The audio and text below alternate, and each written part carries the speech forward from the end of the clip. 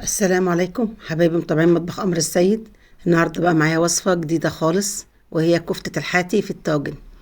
تعالوا بقى كده أقول لكم بقى إزاي نعمل الكفتة. هي الكفتة بس بتنعمل بس على الفرن بس، لا ممكن كمان نعملها في الطاجن وتدينا أحسن نتيجة، ونتيجة مرضية جدا، وأولادك هيحبوها وانت كمان هتدمنيها.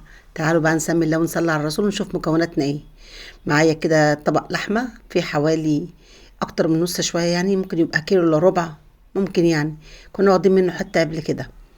إيه معايا كده بصلاية معصورة كويس قوي من ميتها، وكنت مبهرة بالفلفل الاسود علشان خاطر كنت موقفاها شوية على بال ما اشتغل بيها، وحطيت كده معلقتين دقيق ومعلقتين نشا، وحطيت كده زي ما انتم شايفين بهاراتي، وهي عبارة عن معلقة بابريكا، معلقة فلفل اسمر، إيه ربع معلقة كمون، إيه ربع عشان بس ايه تعالي التست معاكي، ربع معلقة يعني معلقة شاي.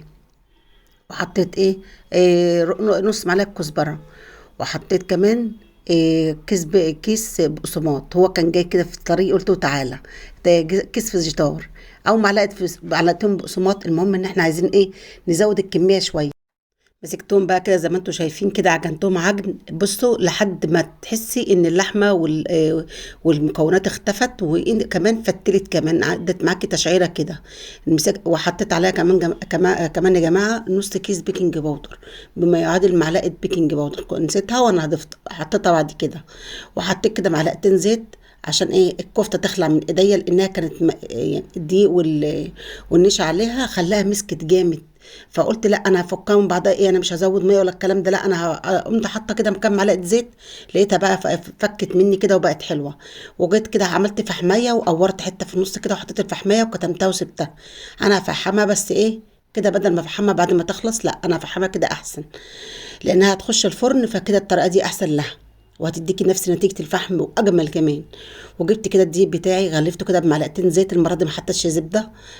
وجيت كده حطيت كده حوالي نص كوباية لبن على نص كوباية مية، ومسكت الدقيق بتاعي كده عجنته زي ما انتم شايفين كده.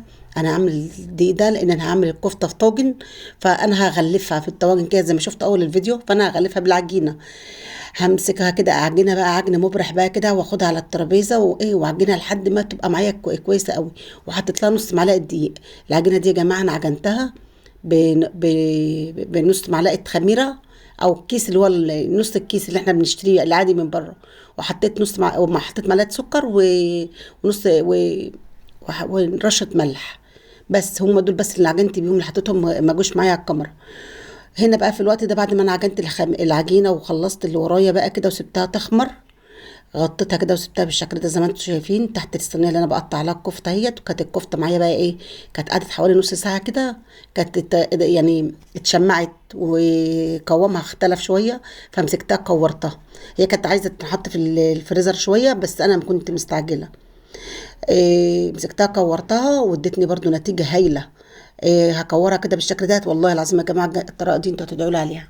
الطريقة دي جميلة جدا، هتبهركم بجد هتبهركم. همسكها بقى كلها كده اكورها مرة واحدة واغلفها بالدقيق، لاني انا هشوح الكفتة ديت في حتة الزبدة. فهمسكها بقى برضو اغلفها بالدقيق الاول، واللي مش عايز اغلفها برضو عادي، بس يعني الدقيق برضو بيديها تغليفة، تعرفي تقليها مثلا لو هتقليها في زيت بدل الزبدة. خدتها كده بالشكل ده زي ما انتم شايفين، قلتها كلها. يعني انا مش هسويها طبعا انا يا دوبك بس كده بتاخد لون، بقوم مطلعاها، يا دوب بس بديها تغليفه علشان لما احطها في الطاجن تبقى ماسكه نفسها معايا. طبعا انا ما جاش معايا المقطع بتاع تغليفها بالدقيق، لكن تغليفها بالدقيق سهل جدا، زي السمك كده بنبدرها، يا دوب بس بتاخد التعفيره ونقوم مطلعينها على طول. قلت الكميه كده زي ما انتم شايفين كلها، يمكن انا مصوراها كلها الكميه. الوقت اللي انا بقلي فيه ده يا دوبك، يعني انا ما كانش فيه وقت ان انا اروح اشيل يعني اعمل حاجه تانية، ده يا دوبك بس بقلي بطلع بخلص الموضوع. زي ما انتم شايفين كده، لو عرفت اقلبها الطاسه ما كانتش واسعه معايا، او الوك ما كانش واسع معايا. في الوقت ده بقى وانا ما خلصت كده، كانت العجينه بتاعتي خلاص خمرت معايا. همسكها كده قطعتها على 3 حتت، وهمسكها اكورها. انا احتجت منها 2 بس، والتالتة حسبتها عملتها حاجة تانية. فردتهم كده زي ما انتم شايفين بمنتهى السهوله، ما بياخدوش وقت خالص زي ما انتم شايفين كده، وعلى قد الطاجن بس. يعني انت تبقي عارفه مقاس الطاجن انت تحط عليه عشان ما توسعهاش او ما تعرفيش تلمها تاني، تضطر انك تلمها من اول وجديد وتستناها على ما تاخد رفعها وبعدين تفرديها. هنا بقى كده كنت انا مقطعه بقى بصل جوليان حوالي نص كيلو.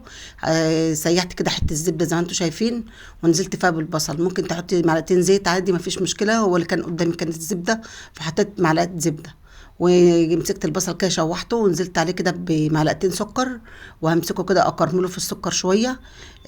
مش اسويه، اكرمله يعني يدبل كده اشم ريحته. بقى هنا بقى تشمي اجمل روايح، اجمل روايح تشمها البصل مع السكر.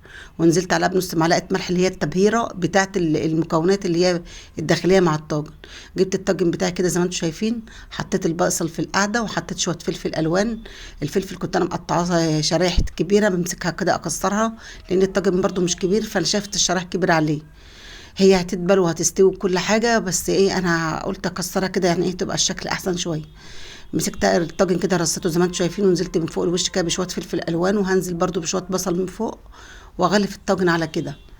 بصوا يا جماعه الوصفه دي قسما بالله حاجه كده وهم، طعم وهم جمال ما في بعد منه جمال. ووصفة سهلة وبسيطة ومش مكلفة. ممكن تعمليها بنص كيلو لحمة، ممكن تعمليها بكيلو الا ربع، هتملى معاكي زي ما انا عملت كده. شايفين ادي الكيلو الا ربع اهوت قدامكم اهوت، عملت بيه تاجرين كبار وكمان فضل منها تاني، والله عملت منها سندوتشات لعيال المدرسة. إيه بصوا الكفتة دي خطيرة خطيرة، طعمها طبعا مختلف خالص عن الكفتة اللي بنعملها في الفرن او على الفحم. وبتديكي نتيجة روعة. ممكن بقى تعمليها جنب رز، جنب مكرونة، جنب اي حاجة بقى. شوف انت حابة تعمليها ايه. احنا بقى عن نفسنا احنا كنا بصراحة بالعيش مع الخبز اللي انا عملته ده. وبرده في حتة خبزة برده كان يعني عجينة بقت مني، عملتها برده كده بالزعتر وزيت الزيتون، برده ادت نتيجة كويسة جدا. هنا بقى انا هجيب صفار بيضة وهنزل بيه كده، احط عليه كده شوية شعرة فلفل اسود، وهنزل بيه كده اعمل اغطي بالوش. انا فصلت البيضه زي ما انتم شايفين ونزلت بالصفار. هحط شعره فلفل اسمر عشان الزفاره، وملح ما حطيتش ملح خالص. وهنزل بقى كده اخد العجينه بالفرشه كده زي ما انتم شايفين. دي بقى هتديكي نتيجه روعه. او لو مش عايزه تحطي بيض، ممكن تجيبي معلقتين نسكافيه وتدوبهم في معلقتين ميه وتمسكهم تغلفي بهم من فوق، برضه هديكي نفس النتيجه، برضه هديكي لون جميل برضه ولون حلو ومبهج. اللون ده بقى بيلمع، بيخلي العيشه العجينه او الخبزه بتبقى بتلمع قوي جميله. والسمسم والحبه البركه هيمسكوا فيها خالص. حطيت السمسم والحبه البركه كده، انا من عشاق السمسم، فزودت السمسم شويه. كل ما احط واغطي اطمع بقى في الباقي، قمت جايه في الاخر واقدر حبه كده حطاهم كلهم واخش بقى بيهم على الفرن.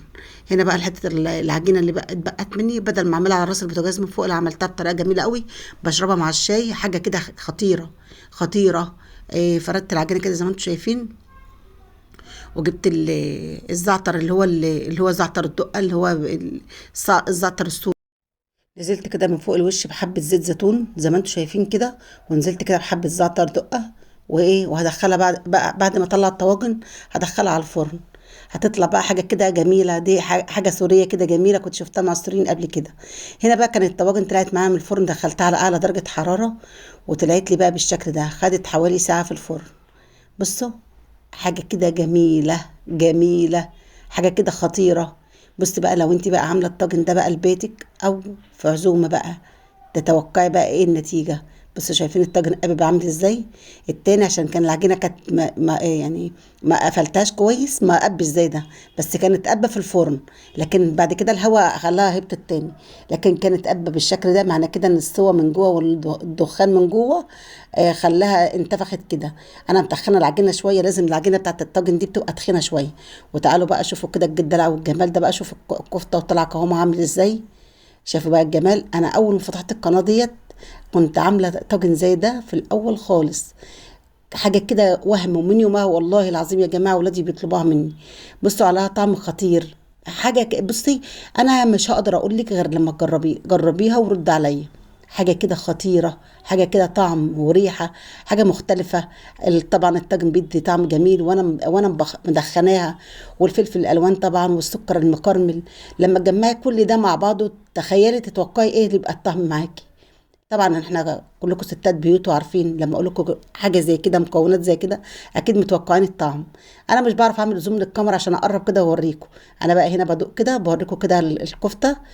بصوا يا جماعه، والله العظيم الفلفل الالوان والبصل وال والمكونات اللي حوالين الكفته هي اللي هتتاكل الاول. فعلا احنا قعدنا نغمس بيها، وكان الكفته في الاخر بصراحه ربنا حاجه جميله.